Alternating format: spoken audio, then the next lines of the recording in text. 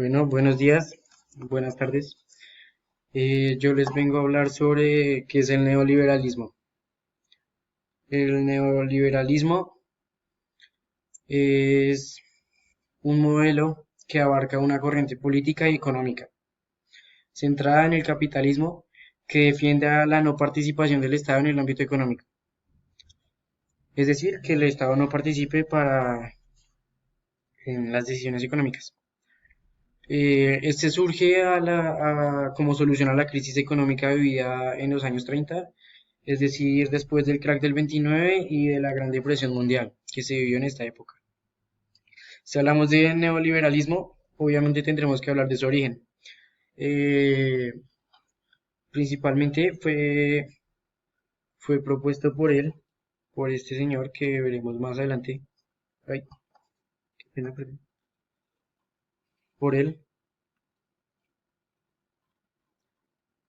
Y bueno, el neoliberalismo nace para hacer frente a la intervención del Estado y la toma de fuerzas en el siglo XX. En los años 20 toma muchísima fuerza, pues después del crack del 29 y de la Gran Depresión, y vuelve a tomar fuerza en la década de 1970. Obviamente también tendríamos que hablar sobre sus características, las cuales son siete, que son privatización, flexibilidad laboral, intervención del Estado, apertura a los mercados extranjeros, mercado competitivo y responsabilidad individual frente a la colectiva.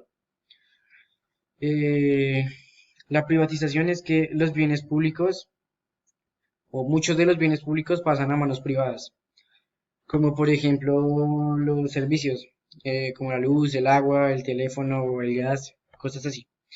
La flexibilidad laboral es que se regulan y se eliminan restricciones para favorecer también al incremento del capital, pero asimismo favorecer al trabajador. La apertura a los mercados extranjeros, eh, con el fin de conseguir mayor crecimiento económico. Una de las características de este pensamiento, de esta ideología neoliberal, es abrir las fronteras y permitir el libre mercado, o sea, importación e exportación. La otra es intervención del Estado, esta es una de las características principales del neoliberalismo, en la que el Estado interviene únicamente para promover la libre competencia y está ahí arbitrariamente. Después sigue el mercado competitivo, que a raíz de las particularidades anteriormente citadas, es decir, cuatro, de las otras cuatro características, se trata de una economía que favorece el mercado libre y es una economía muy competitiva. Y por último, la responsabilidad individual frente a la responsabilidad colectiva. Eso significa que los individuos son iguales ante la ley. O sea, todos nosotros somos iguales hasta ante la ley. Y asimismo, tiene una serie de habilidades las cuales deben prosperar para o sea, un bien colectivo y para ser independientes. Bueno, después de esto llega el neoliberalismo a Latinoamérica. La ICI, que es la industrialización por sustitución económica, que de hecho esto es es un modelo de desarrollo que busca el reemplazo de bienes. Es decir, las políticas económicas del modelo ICI fueron aplicadas principalmente durante las décadas del 50 y el 60 en América Latina. O sea, esto busca un reemplazo. Entonces, que acá lo dice, es un modelo económico en que se sustituye productos importados con productos domésticos. Esto fue más que todo emblemático en las décadas del 30 al 80, en el siglo XX, claramente. A principios de los años 80 hubo una gran recesión económica internacional, que, que este cambio a nivel mundial genera el neoliberalismo. Esta crisis fue desatada gracias al sistema Bretton Woods, el cual consiste en que las resoluciones de la Conferencia Monetaria y la Financiera de las Naciones Unidas eh, establecieron reglas para las relaciones comerciales y financieras entre los países más industrializados del mundo.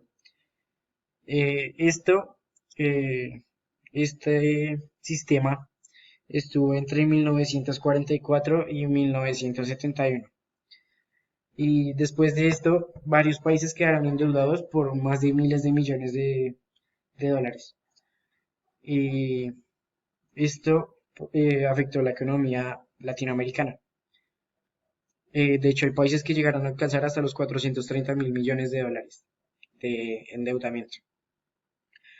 Después de que Estados Unidos opinara sobre esto, Latinoamérica se convenció de que las estrategias de, de EASY, o sea, del modelo de industrialización por sustitución internacional de importaciones, eh, dijo que este debería ser abandonado.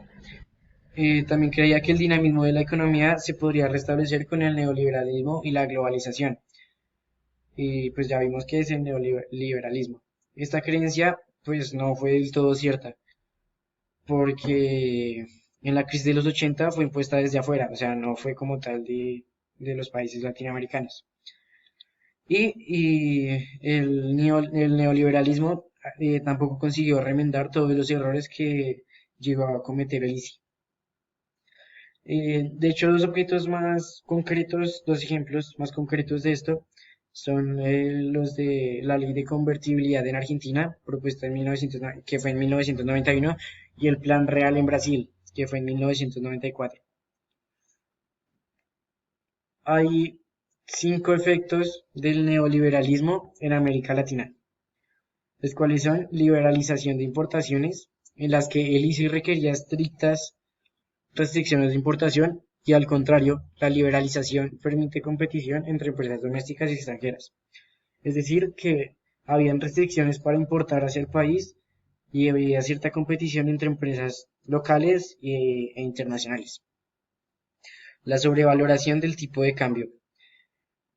Esto y la liberalización de las importaciones juntos son efectivos contra la inflación. Bienes importados se hacen asequibles. Es decir, que este punto combate la inflación y hace que las cosas que sean importadas al país sean mucho más asequibles para adquirir.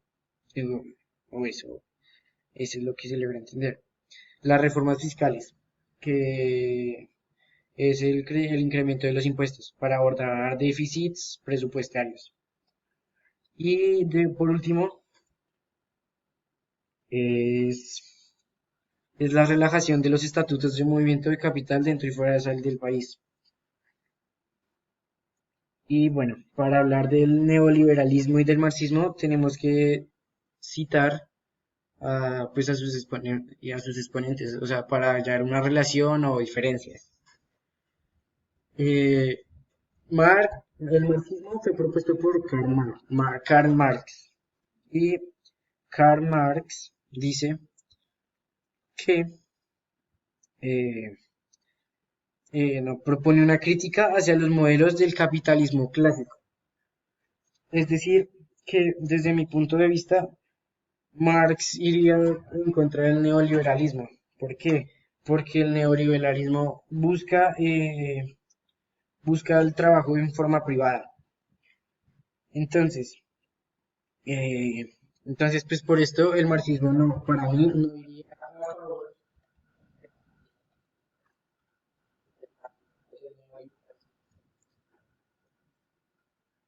el cual,